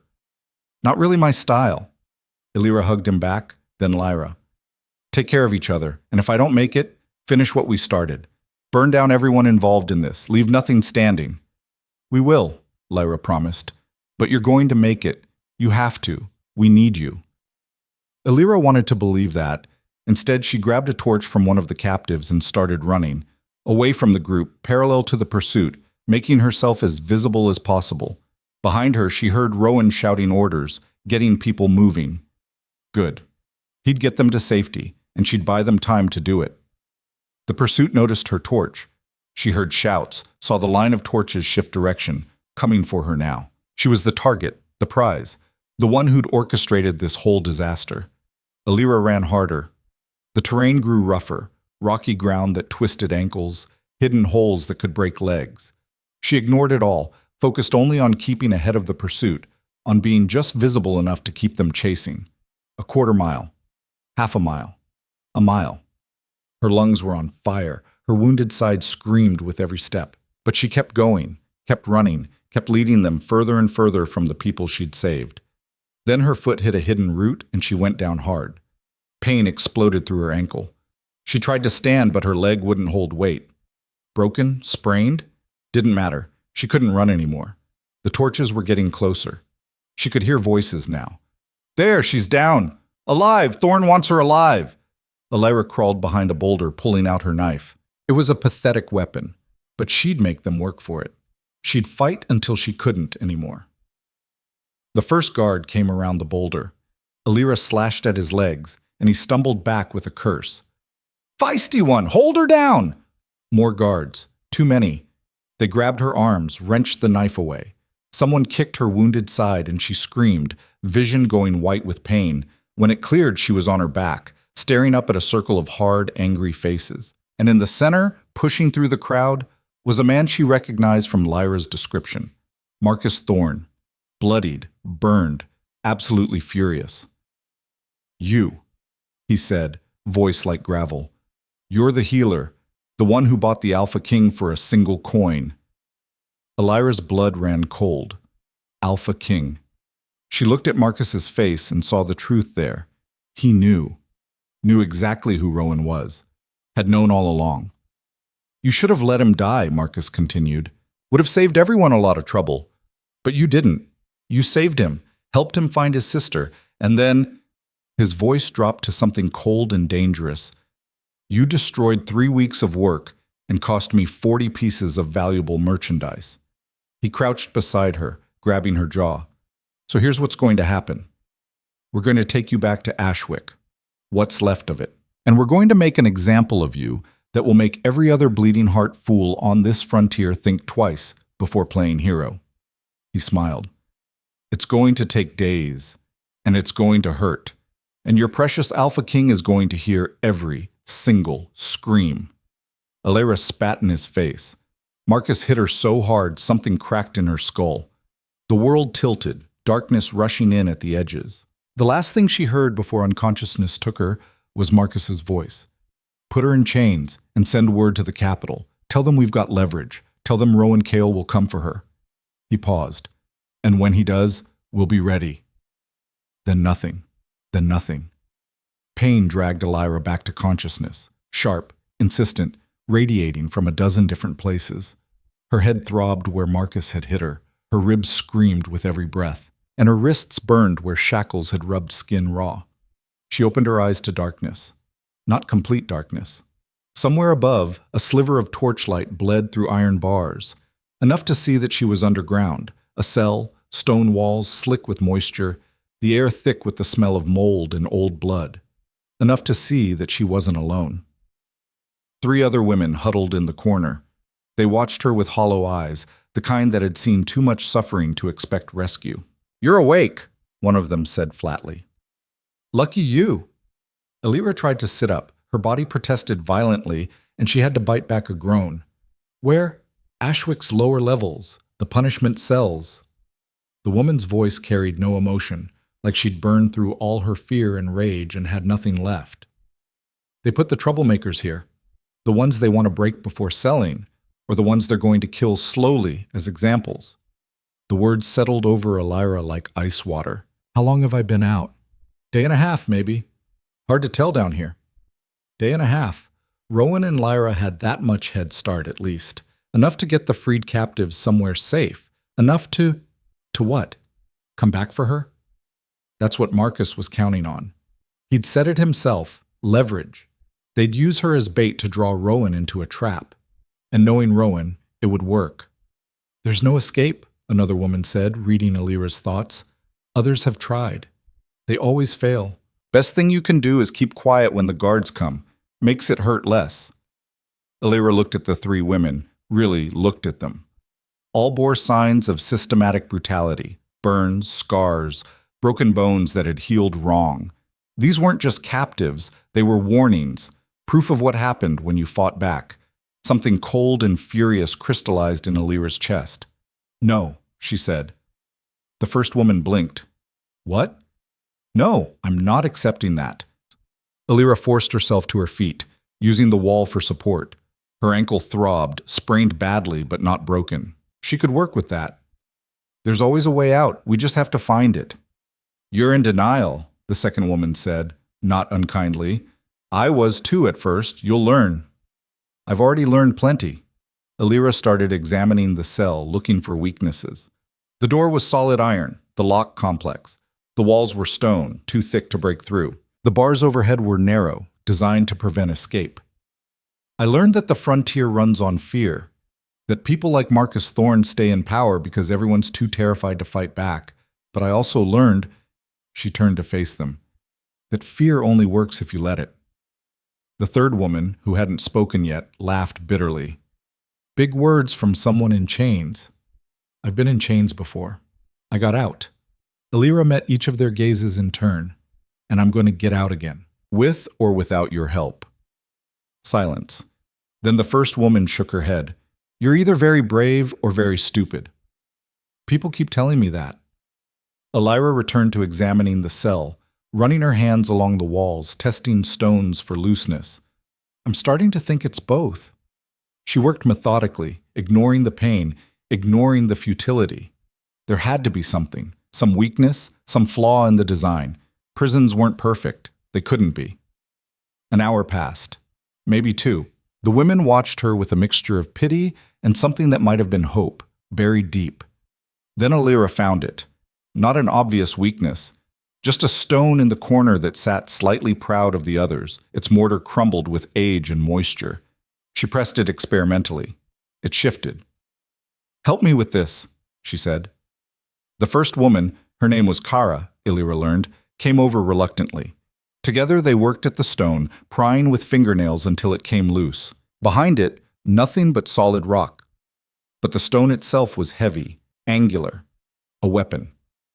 "If the guards come," Lyanna hefted it, testing the weight. "We fight." "They'll kill us," the second woman said. "They're going to kill us anyway. At least this way we go down fighting." Lyanna positioned herself beside the door, stone raised. "Unless you've got a better idea?" No one did. They waited. Lyanna's arms started to shake from holding the stone. Her injured side throbbed, but she didn't lower her makeshift weapon. Couldn't. This might be their only chance. Footsteps echoed down the corridor outside. Keys jangled. The cell door began to open. Lyanna swung. The The stone connected with the guard's skull with a sickening crack. He went down hard, blood spreading across the floor. His keys clattered from his hand. For a heartbeat, no one moved. Then Kara lunged for the keys, fumbling with the lock on her shackles. "Move, before more come!" They poured out of the cell. 4 women, 3 of them injured, all of them desperate. The corridor stretched in both directions, lined with more cells. Lyanna could hear sounds from some of them. More prisoners. "We free them," she said. "That's insane," the 3rd woman hissed. "We need to run now. We free them, or we end up right back here when Marcus rounds us up." Lyanna grabbed the keys from Kara. "You want to run? Fine. I'm opening every cell I can find." She started with the nearest door. Inside, 2 young men, chained and beaten, but still alive.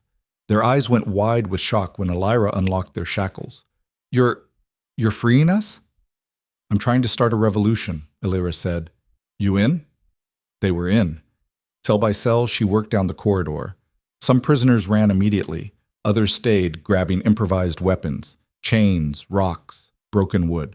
By the time she'd freed the 10th cell, she had maybe 20 people behind her, all of them angry, all of them ready to fight. "The armory," one of the freedmen said. He was older, scarred, with the look of a fighter. "If we can get to the armory, we can arm everyone. Make this a real fight." "Where is it?" Lyanna asked. 2 levels up, but it's guarded, and between here and there, doesn't matter." Lyanna hefted her stone. "We go through." They moved as a group, staying tight, watching each other's backs. The first patrol they encountered never had a chance. 20 freed prisoners with nothing to lose hit them like a storm. Lyanna fought with a ferocity that surprised her, using the stone to break bones, to create openings, to survive. One guard went for her throat. She drove the stone into his knee, then his face when he went down. Blood spattered her hands. She didn't let herself think about it. The armory door was locked, but not well guarded. The fighter who'd spoken earlier knew how to pick the lock. Former thief, Lyanna guessed, though she didn't ask. Within minutes, they were inside, distributing weapons. Lyanna took a short sword. It felt wrong in her hands, too heavy, too violent, but she strapped it to her belt anyway. If she was going to lead a prison break, she needed to look the part. "What now?" Kara asked. She'd armed herself with a wicked-looking knife and looked like she knew how to use it. "Now we hit them where it hurts." Lyanna's mind raced, putting together fragments of information. This place runs on records, right? Buyer lists, transaction logs, the names of everyone involved. If we can find those records and destroy them, the administration building, the fighter said. 3rd floor. That's where Thorne keeps everything. Then that's where we're going. Getting there should have been suicide. The fortress was full of guards, all of them better armed and trained than a group of freed prisoners. But they had surprise on their side, and rage, and the desperate knowledge that this was their one chance. They fought through 3 checkpoints, casualties mounted. Not everyone made it, but enough did, enough to matter.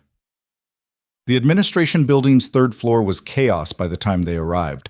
Alarms had sounded, guards were mobilizing, but Lyanna's group hit first and hit hard, overwhelming the defenders through sheer fury. She found the records room almost by accident, a locked door that the fighter kicked open. Inside, shelves upon shelves of ledgers, documents, maps, the entire trafficking network, documented in meticulous detail. "Burn it," Lyanna said. "All of it." They set fires. Watched the papers catch, curl, turn to ash. Years of crimes, reduced to smoke. It wouldn't undo the damage, wouldn't bring back the people who died, but it was a start. "Lyanna!" Kara's shout pulled her from the flames. "We've got a problem." Marcus Thorne stood in the doorway, flanked by a dozen armed guards. His face was a mask of cold fury. "Did you really think," he said quietly, "that I'd let you destroy everything I've built?" Lyanna raised her sword. Her hands shook, but her voice was steady. "I think you don't have a choice." Marcus smiled. It was not a pleasant expression. "You're right. I don't. Which is why I'm going to make this very simple." He gestured, and 2 guards dragged someone forward. Lyanna, beaten, bloodied, but unmistakably alive. Her green eyes found Lyanna's, filled with fear and apology. "They caught me," Lyanna gasped. I'm sorry. I came back for you and they... Shut up, Marcus said conversationally, pressing a knife to her throat. Here's how this works, healer. You and your little rebellion surrender right now, or I open this girl's throat. Your choice. The room went silent. Behind Lyanna, her fellow prisoners shifted, weapons raised. They'd come so far, freed so many people, burned the records, and now it was all about to fall apart because of one hostage. Lyanna looked at Lyanna, saw the girl mouth two words, "Don't surrender." Then she looked at Marcus, saw the absolute confidence in his expression. He thought he'd won, thought the threat would be enough. He'd miscalculated. "You're not going to kill her," Lyanna said. Marcus's smile faltered. "What?" "You need her alive. She's your leverage against Rowan. The only reason he hasn't torn this place apart already is because he's trying to keep her safe." Lyanna took a step forward. "So no, you're not going to kill her. You're going to negotiate." For a second, uncertainty crossed Marcus's face. Then he laughed. "You think you have leverage. You're a healer with a stolen sword, leading a bunch of half-dead prisoners. I have 30 armed guards. This building, the entire fortress." "You have a fortress that's currently on fire," Lyanna corrected. "You have guards who just watched us free 50 prisoners and burn your records. And you have..." She smiled, cold and sharp, "about 10 seconds before Rowan Cale shows up and kills everyone in this room. He's not..." The wall exploded. Not metaphorically, actually exploded, stone and mortar flying inward as something massive hit it from outside. Through the dust and debris came a wolfborn in full transformation, bigger than Marcus's guards, faster than their reactions, absolutely lethal. Rowan. He tore through the guards like they were made of paper. No hesitation, no mercy. This wasn't a fight. It was a slaughter. Marcus's knife wavered at Lyra's throat. "Call him off or she dies." Lyanna looked at Rowan's amber eyes, saw the barely controlled fury there. "Rowan, stop." He stopped. Mid-strike, hand clamped around a guard's throat. The man dangled, choking. "Let her go, Marcus," Lyanna said. "It's over." "It's not," Marcus started. Then a voice from the doorway. "Actually, it is." Everyone turned. A woman stood there, tall, elegant, dressed in formal military uniform, with enough insignia to make clear she wasn't local law enforcement. Behind her, more soldiers, official ones, not mercenaries. "Marcus Thorne," the woman said, "you're under arrest for human trafficking, corruption, conspiracy, and about 40 other charges. Your network is done. The Frontier Council that protected you has been dissolved, and the Capitol has sent me to clean up this mess." She looked at Lyanna. "Though it seems you've done most of my work for me." Marcus's face went white. "You can't... The Council will..." "The Council is in chains." The woman's voice was steel. "Turns out, when you give evidence of systematic corruption to the right people, they tend to act on it, especially when that evidence comes from..." She nodded at Rowan, who'd shifted back to human form. "Someone they can't ignore." Rowan released the guard he'd been choking and walked to his sister. Marcus's knife dropped as the reality of his situation hit.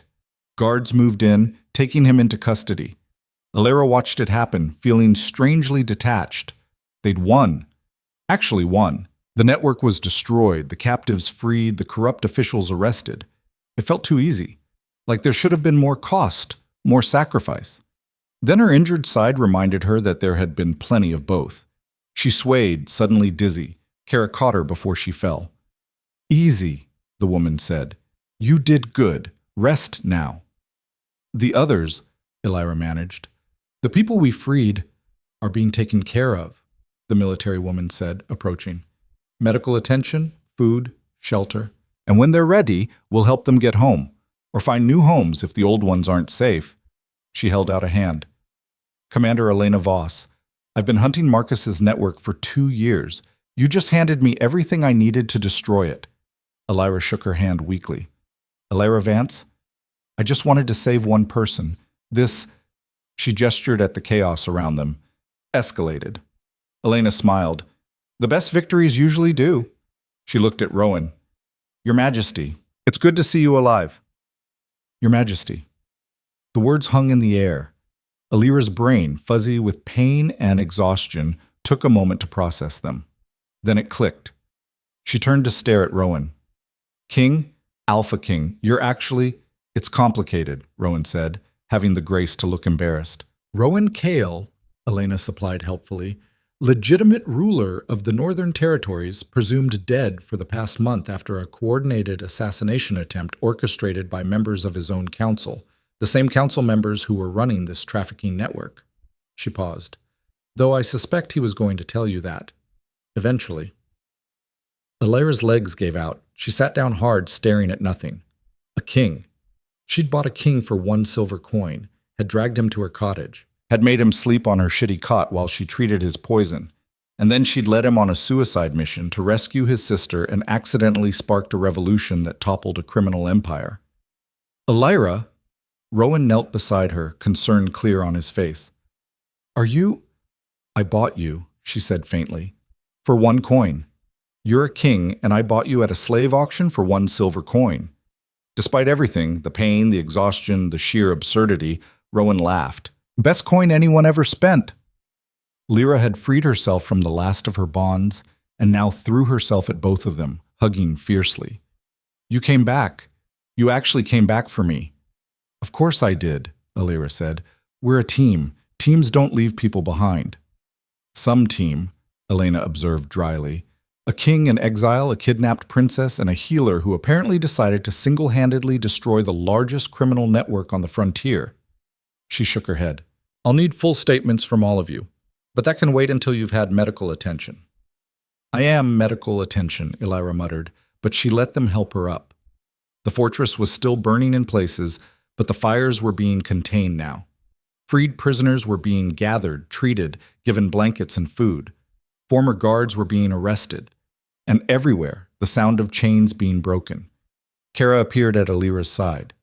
Thank you, she said simply, for not giving up, for making us remember we could fight back. Thank yourself, Elira said. You're the ones who fought. I just gave you permission. Sometimes that's all people need. Kara squeezed her hand, then moved off to help with the other freed prisoners. Elira watched her go, feeling something shift in her chest. 6 years she'd spent in Thornmar, helpless and angry, watching injustice and doing nothing. Now she'd spent 1 coin in 2 weeks, and the entire frontier was changing. Maybe the world wasn't as broken as she'd thought. Maybe it just needed people willing to break it further, tear down the rotten parts, and build something better in their place. Can you walk? Rowan asked gently. Barely, but yes. He offered his arm. She took it, letting him support her weight. Together, with Lyra on his other side, they walked out of the administration building into the dawn light. The sun was rising over Ashwick, painting the sky in shades of gold and pink, beautiful, despite everything. Or maybe because of everything. What happens now? Lyra asked. Rowan looked at Elena, who'd followed them out. That depends. Can I trust your troops to handle the cleanup here? Yes, Your Majesty. Then we're going to the capital. His voice hardened. I have a throne to reclaim and about 24 traitors to execute. This network didn't operate without support at the highest levels. Time to clean house. I'll need evidence, Elena said. Names, documents. Check the ashes in that records room. We didn't get all of it, and Rowan turned to Elira. We have a witness. Someone who saw the whole network from the inside, who knows every route, every official, every buyer. Elira blinked. Me? You, if you're willing to testify. Was she willing? To stand in front of powerful people and accuse them of crimes? To make herself a target? To risk everything she'd just fought for? She looked at the freed prisoners, at Kara helping a young girl who'd stopped crying for the first time in weeks, at Lyra, alive and fierce and ready to fight beside her brother, at the sunrise breaking over a fortress that would never hold slaves again. Yes, Elira said. I'll testify. I'll tell them everything. And if they don't believe me, she smiled, sharp and dangerous, I'll make them believe. Rowan's hand found hers. Then we do this together. All 3 of us. All 3 of us, Lyra agreed.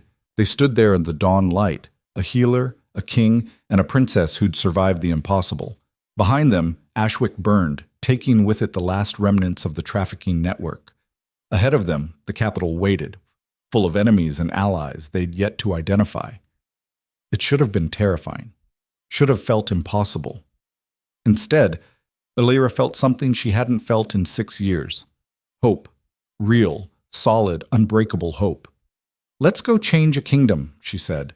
And with the sun at their backs and justice in their hearts, they began the long walk toward tomorrow. And with the sun at their backs and justice in their hearts, they began the long walk toward tomorrow. The capital of the Northern Territories rose from the landscape like a threat.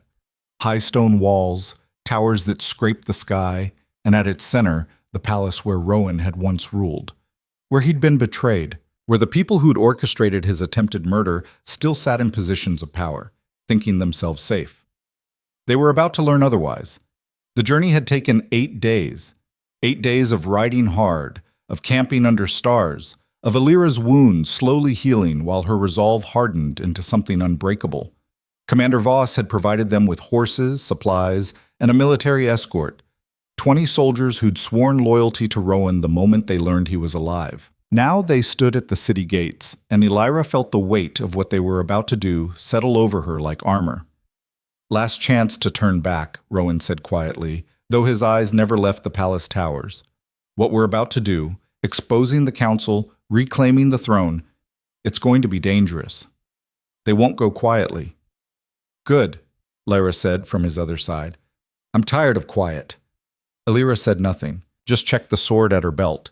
She'd kept it, had been practicing with it during their journey, and while she'd never be a master, she could at least hold her own now. Then she nodded. They rode through the gates. The city was different from the frontier, cleaner, wealthier, with people who looked well-fed and comfortable. But Lyanna saw the other side too, if you knew where to look. The beggars in alleys, the children with hollow eyes, the slave markets that operated openly, legally, because the council had made them so. Same rot, just better hidden. They made straight for the palace, their military escort clearing the way. People stared, at the soldiers, at Rowan's face, recognition dawning slowly. Whispers started spreading like fire. The king. The dead king. He's alive. By the time they reached the palace courtyard, a crowd had gathered. And standing on the palace steps, flanked by guards, was the council. 5 men and 2 women who'd claimed to rule in Rowan's absence. Lord Garrett, the head counselor, stepped forward. He was an older man, silver-haired and distinguished, with the kind of face that inspired trust. Lyanna hated him on sight. "This is quite the spectacle," Garrett said, voice carrying across the courtyard. "A man claiming to be our dead king, accompanied by criminals and rabble. Though I suppose we should be grateful you've saved us the trouble of hunting you down." "Criminals?" Rowan dismounted and the crowd went silent. "Interesting choice of words, Garrett, considering you're the one who ordered my assassination. Wild accusations from a desperate pretender. I have proof." Rowan's voice cut through the protest. "Names, dates, records of every transaction, every bribe, every slave sold through the network you protected, and I have witnesses." He gestured to Lyanna. "People who were there, who saw everything." Garrett's eyes flicked to Lyanna, dismissive. "A frontier healer? That's your witness?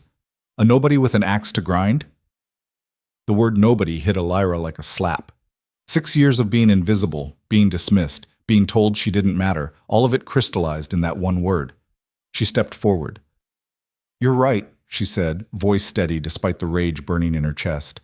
"I am a nobody. Just a healer from Thornmar who watched her father get dragged away by slavers while people like you counted your profits. I'm nobody important, nobody powerful." She climbed the steps, stopping right in front of Garrett.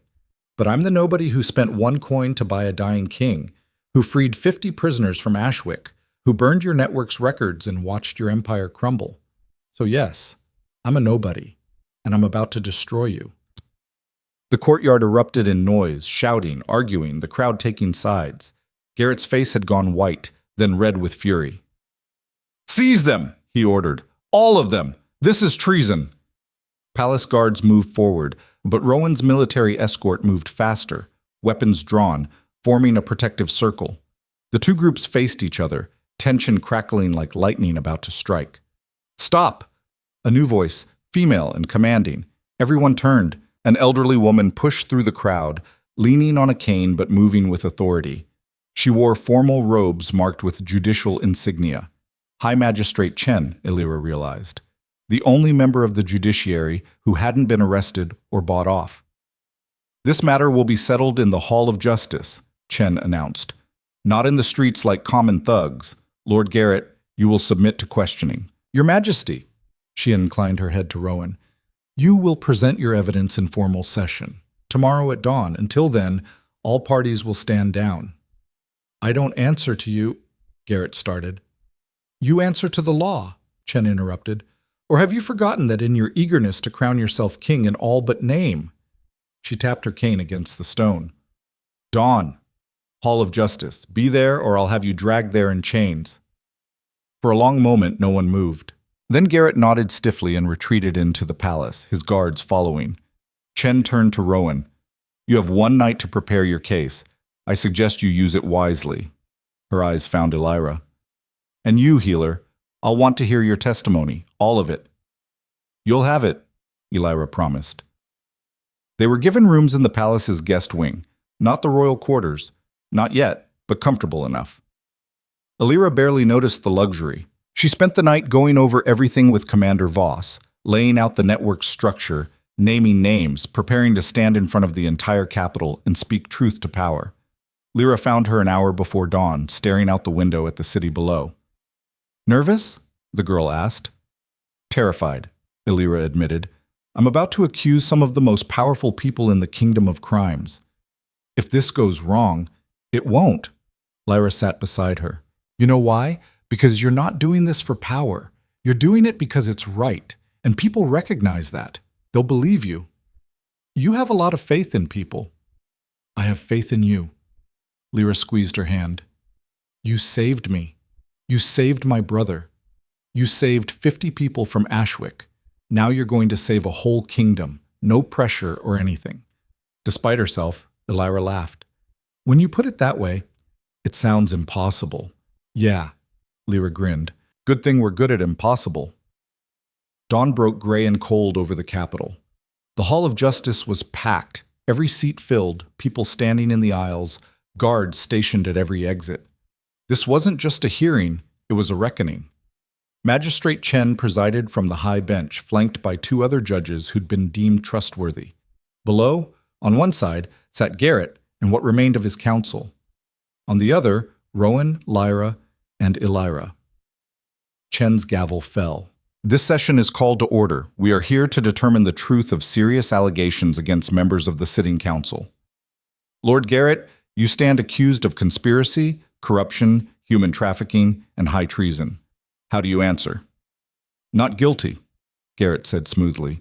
These charges are fabrications by a pretender seeking to seize power through slander and violence. Then let us examine the evidence. Chen nodded to Rowan. Your Majesty, present your case. Rowan stood.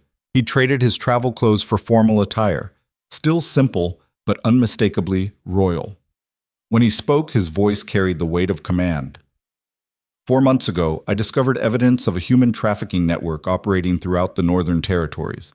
Not small-scale criminals, but an organized system with official protection. I began investigating, and the closer I got to the truth, the more resistance I encountered. He pulled out a leather folder. These are letters, correspondence between Lord Garrett and Marcus Thorne, the man who ran the Ashwick facility. They discuss profit-sharing, protection payments, and his voice hardened. The order to eliminate me when I got too close. Garrett's face remained calm, but Illyra saw the tension in his shoulders. Forgeries, he said, easily fabricated. Then perhaps you can explain this. Commander Voss stepped forward, holding a small wooden box. We found this in Marcus Thorne's personal effects. It contains a signet ring. Your signet ring, Lord Garrett. The one you reported stolen 6 months ago. She opened the box. The ring inside bore Garrett's family crest, unmistakable.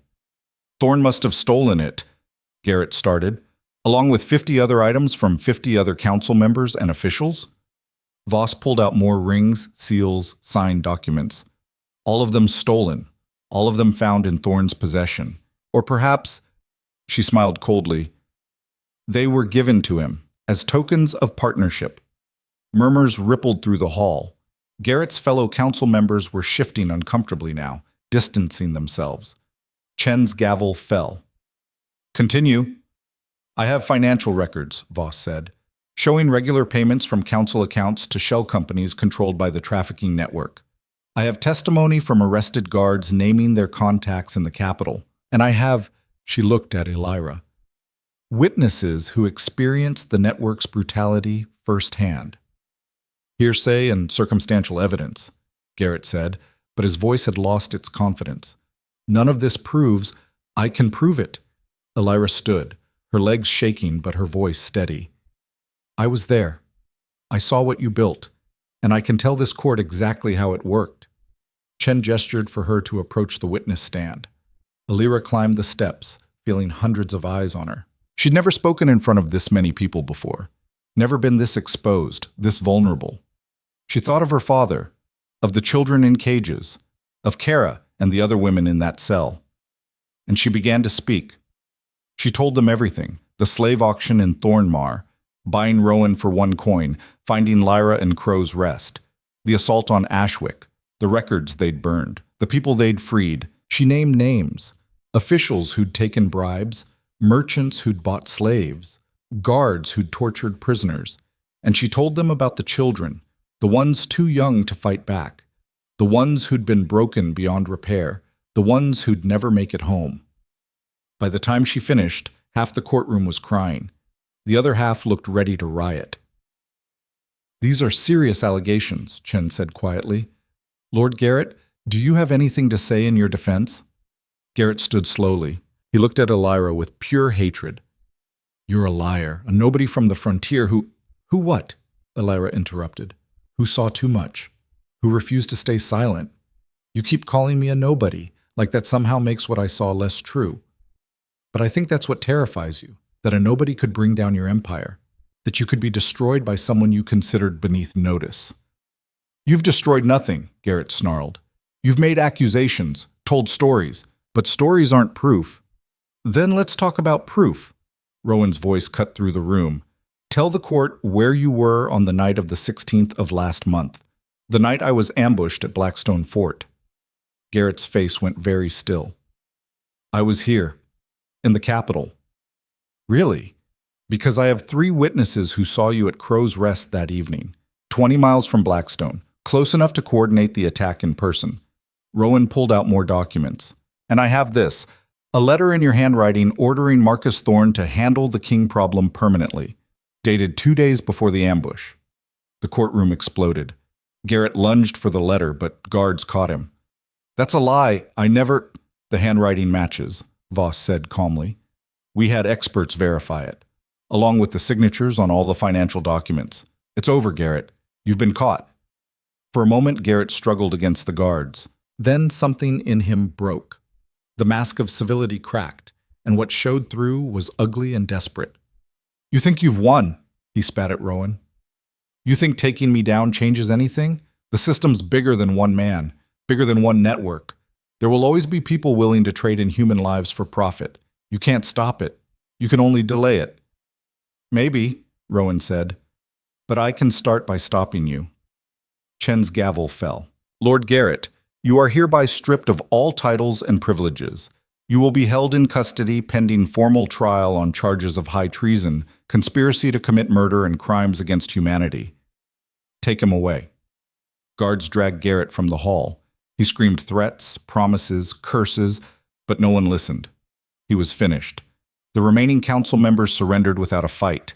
Some claimed ignorance, others begged for mercy. Chen ordered them all detained for investigation. When the hall finally quieted, Chen turned to Rowan. This court recognizes Rowan Kale as the legitimate king of the Northern Territories. Your Majesty. She bowed her head. Your throne awaits. The coronation happened that evening. Not the elaborate ceremony Rowan had received the first time. This was simpler, faster, focused on legitimacy rather than spectacle. But it was real. Lyanna watched from the crowd as Rowan knelt before Magistrate Chen and spoke the ancient oaths. As the crown was placed on his head, the same crown that had been locked away since his supposed death. As he stood and turned to face his people, no longer a fugitive or a pretender, but a king. The crowd roared its approval. Afterward, in the chaos of celebration, Lyra found Alira trying to slip away quietly. "Where do you think you're going?" the girl demanded. "Back to Thornmar," Alira said. "This was your fight, not mine. You won. I'm just the person who made all of this possible?" Rowan's voice came from behind her. He'd changed out of the formal robes, back into simple clothing, but the crown remained. "The person who refused to let me die? Who taught me that sometimes the only way to fight corruption is to burn it all down and start over?" Alira turned to face him. "You would have figured that out eventually. Maybe, but you got me there faster." He held out a hand. "Stay, please. Not as a subject or a servant, as," he hesitated, "as someone I trust. Someone this kingdom needs." "I'm just a healer," Alira said. "You're a revolutionary," Lyra corrected. "You started a prison break with a rock and turned it into a rebellion. You're exactly what this place needs." "What I need," Rowan added quietly, "if you'll stay." Alira looked at them, the king and his sister, both of them scarred by what they'd survived, both of them looking at her like she mattered, like she was someone worth keeping around. She'd spent 6 years being nobody, being invisible. Maybe it was time to try being seen. "Okay," she said, "I'll stay. But not in the palace, and not playing politics." "Then what?" Rowan asked. "I want to rebuild the healing system, create clinics on the frontier, places where people like me can get training and supplies, places where someone's worth isn't measured by their ability to pay." She met his eyes. "I want to make sure no one else spends 6 years watching people suffer and being powerless to help." "Done?" Rowan said immediately. "You'll have whatever resources you need, whatever authority. Just—" His hand found hers. "Stay." The word hung between them, weighted with everything unsaid. This wasn't just about healing or politics or justice anymore. It was about two people who'd survived the impossible together and weren't quite ready to let go. "I'll stay," Alira said again. "For now. We'll see how it goes. That's all I'm asking." Over the next weeks, change swept through the northern territories like a storm. Rowan moved fast, dismantling the old council and replacing it with people who'd proven themselves trustworthy. Commander Voss was promoted to head of military operations. Magistrate Chen became the kingdom's chief justice. And Alira became the director of frontier medicine, with full authority to establish clinics, train healers, and provide care to anyone who needed it, regardless of ability to pay. She threw herself into the work with fierce determination.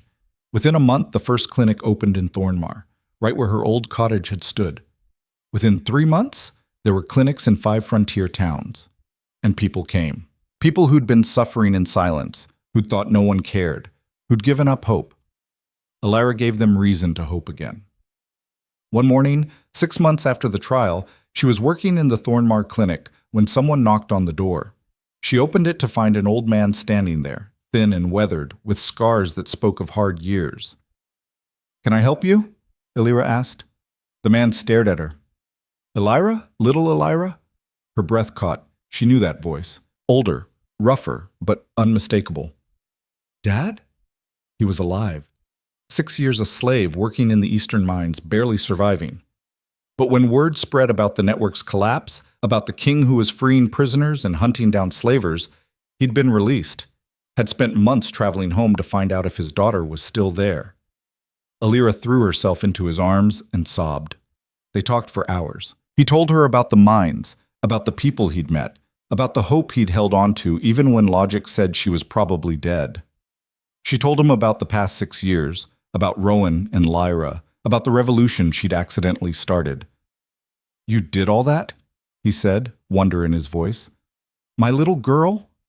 "I'm not little anymore," Alira said, "and I didn't do it alone, but yeah, I did it. Your mother would be so proud." He squeezed her hand. "I'm so proud." The words broke something open in Alira's chest. She hadn't realized how much she'd needed to hear them. That evening, she returned to the capital to find Rowan waiting for her. He'd heard about her father somehow, probably Lyra, who made it her business to know everything. "How is he?" Rowan asked. "Alive, healing, safe." Lyra smiled. "It's more than I ever thought I'd get." "Good." Rowan was quiet for a moment, then, I've been thinking about us, about what happens next. Elira's heart stuttered. Rowan, let me finish. He took her hands. You saved my life. You saved my sister. You helped me reclaim my kingdom. And along the way, you became the person I trust most in this world. The person I... He stopped, started again. I'm not good at this. Politics, I can do. Speeches, military strategy, all of that. But this is terrifying, Elira suggested. Completely, he smiled. But I'm going to say it anyway. I love you, Elira Vance. And I want you beside me. Not as some political marriage or arrangement, but as my partner. My equal. Someone who'll keep me honest and call me out when I'm being an idiot. Elira's throat tightened. That's a lot to ask. I know. And if you say no, I'll understand. You've already given so much. I have no right to ask for more. She looked at him, really looked at him. The king who'd been a dying captive, the man who'd fought beside her, who'd trusted her judgment, who'd never once made her feel small or invisible, the man she'd fallen in love with somewhere between that first desperate healing and now. Yes, she said. Rowan blinked. Yes? Yes, I'll be your partner, your equal, the person who calls you out when you're being an idiot. She pulled him closer. On one condition. Anything. We do this together. Real partnership, real equality. I'm not interested in being some decorative queen who stands around looking pretty. I want to keep working, keep building clinics, keep changing things. I wouldn't have it any other way, Rowan said, and then he kissed her. The wedding happened 3 months later, not in the palace, but in Thornmar, in the square where Elira had once stood watching slaves be sold. They'd torn down the auction platform and built a fountain in its place, with an inscription, in memory of those lost, in hope for those saved. Elira wore a simple dress, not royal finery. Rowan had refused a crown for the ceremony, standing beside her as just a man, not a king. And when Magistrate Chen asked if they would stand together in partnership and love, they answered in unison, "We will." The crowd, a mixture of frontier folk and capital nobility, all of them people whose lives had been touched by the revolution, erupted in cheers. Lyra, standing as witness, wiped tears from her eyes. Never thought I'd see the day my brother got married in a frontier town. Never thought I'd see the day I married a king, Elira murmured back. Technically, he married you. You just agreed to put up with him. Despite herself, Elira laughed. That night, as fireworks lit the sky over Thornmar and music filled the streets, Elira found herself standing at the edge of the celebration, looking out at the frontier beyond. So much had changed. The network was destroyed. The corrupt officials were in prison or dead. The slave markets had been outlawed, the laws rewritten, the system rebuilt from the ground up. But the work wasn't finished.